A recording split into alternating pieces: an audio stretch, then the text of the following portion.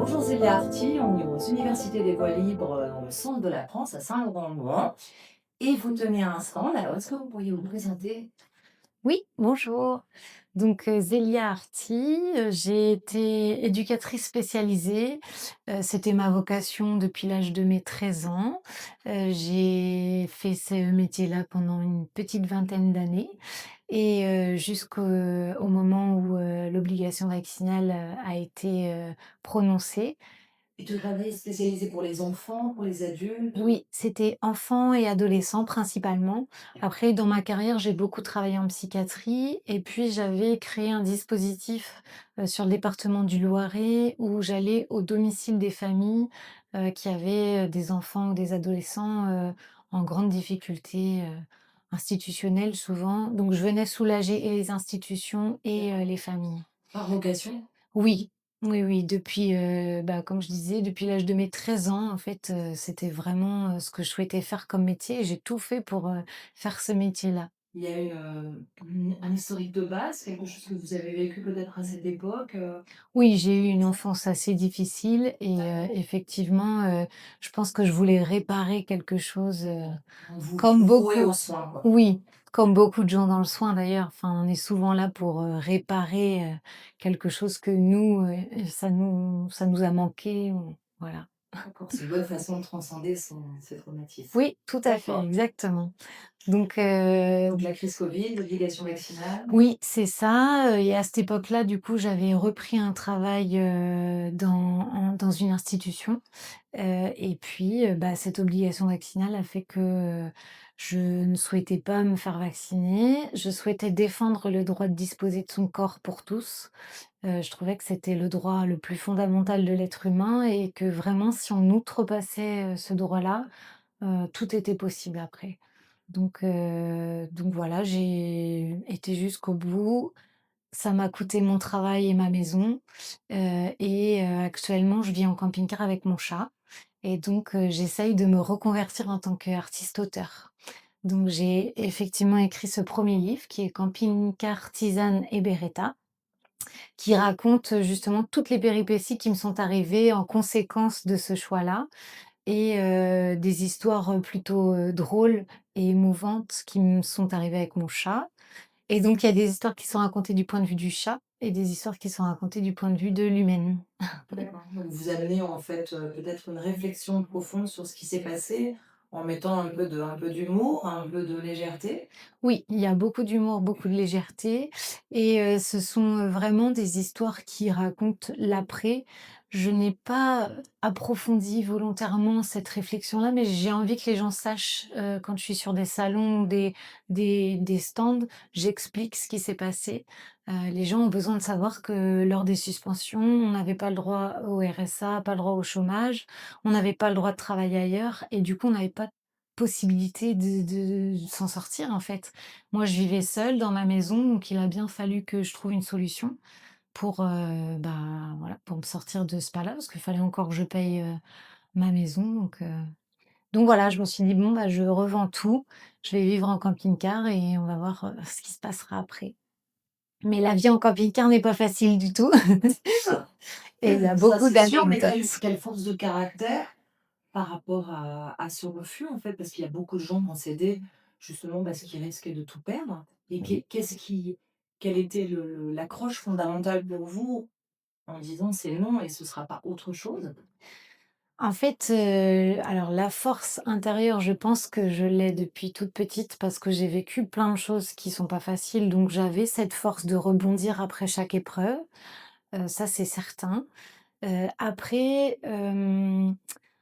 je je pense que c'est vraiment le droit de disposer de son corps qui était important pour moi, voilà, et je voulais vraiment défendre ça. Alors j'ai des collègues, hein, qui ont fait défaut, j'ai des collègues qui se sont fait vacciner alors qu'ils voulaient pas se faire vacciner. Mais finalement, je suis la seule de l'institution où j'étais, à avoir été au bout.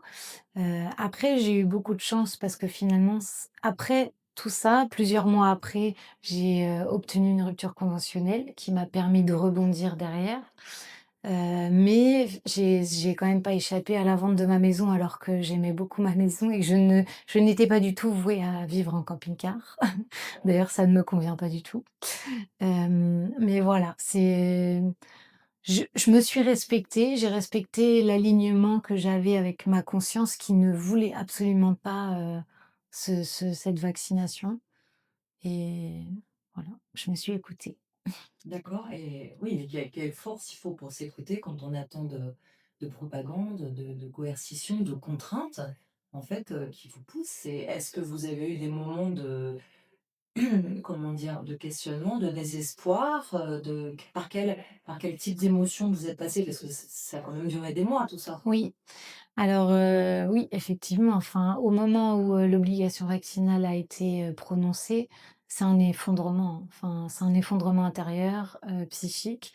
Malgré tout, je savais que je voulais pas le faire, donc voilà.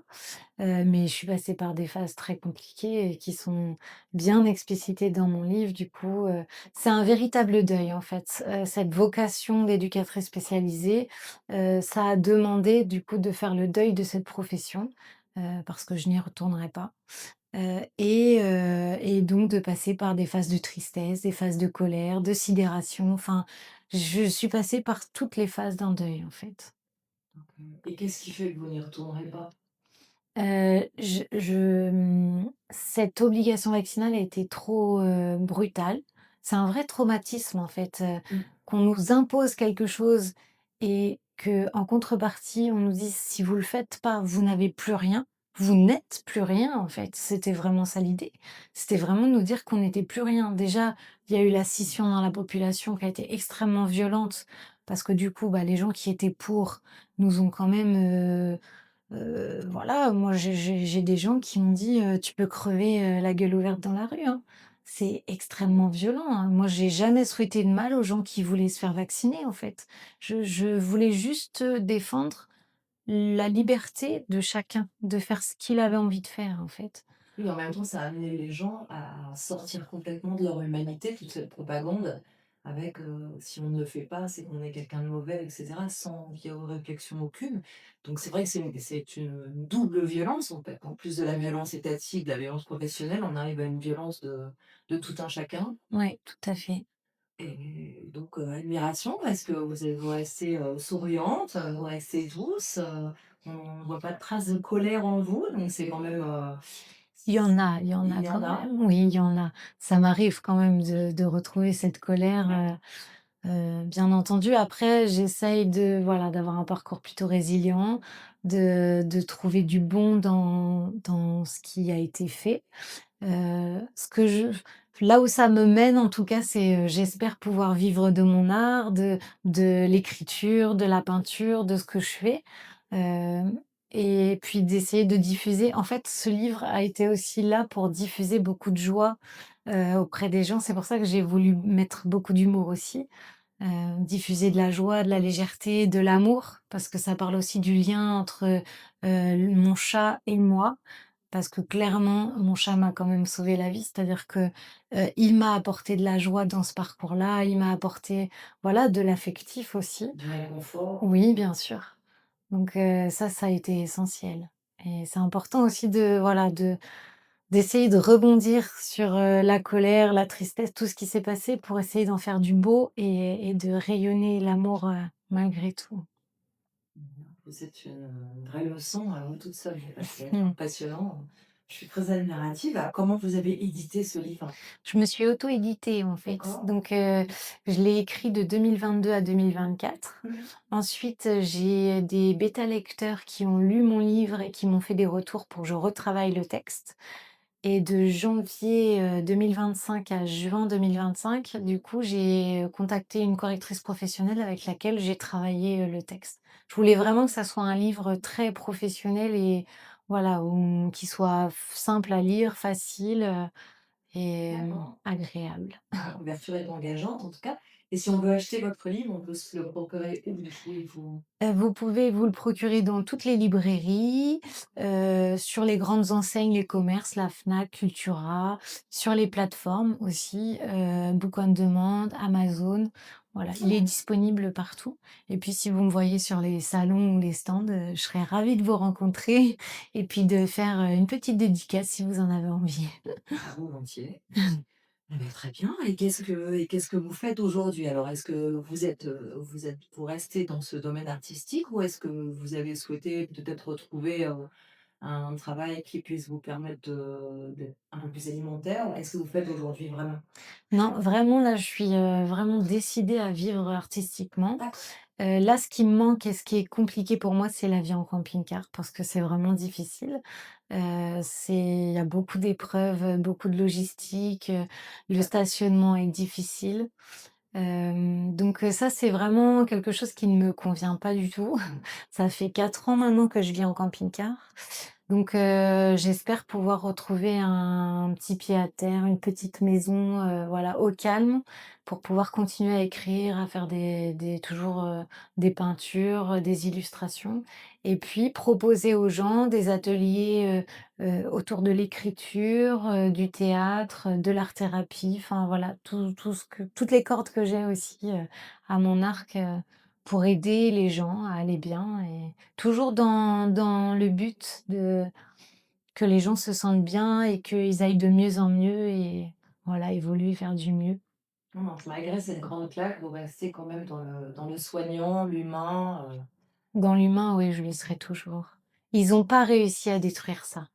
d'accord. Ouais et ils y arriveront jamais. Je vois sur les salons, sur les marchés, tout ça, la vague d'amour qu'on reçoit, les gens, qui sont bienveillants et c'est plus fort, je pense. On gagnera. D'accord. Bah, écoutez, merci beaucoup. Merci à vous.